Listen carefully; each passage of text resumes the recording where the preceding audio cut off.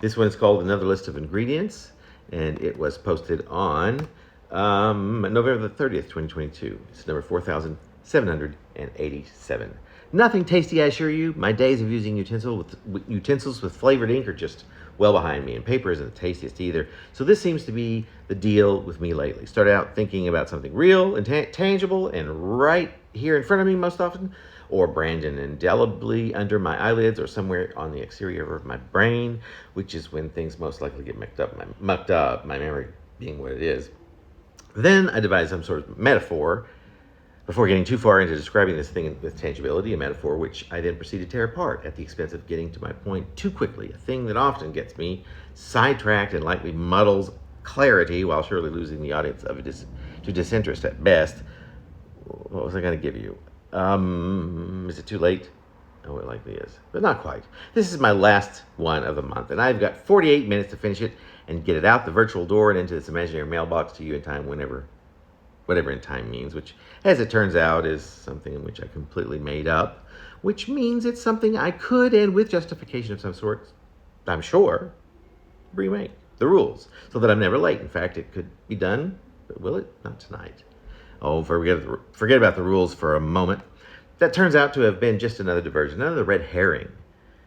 I was going to use my random phrases from pages in the rather large sheaf of my random handwritten notes and lists on paper, which I've accumulated over the years and now occasionally use to build the odd list poem using the goofy stuff I write down as if to remember something, of reminders to remember something, or short to-do lists written so sloppily as to often be illegible.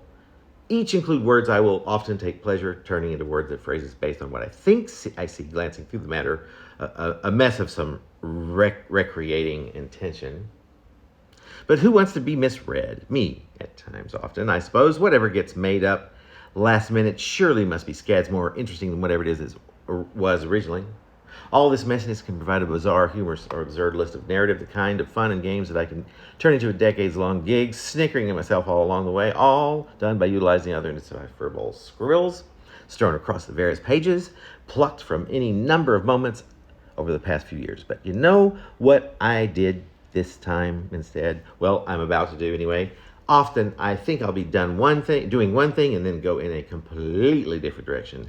And is there anything wrong with that? It's not a research project or a dissertation after all. Nope. What I've done is just an explanation of what I do with these scribbles tucked away into a sheaf from years gone by. I keep them. It has become a shtick of purpose of some kind and has evolved into creating a bit of bauble out of the mundane. Perhaps by now they've been written with knowing they would wind up somehow in something like this. Well, who could be for certain?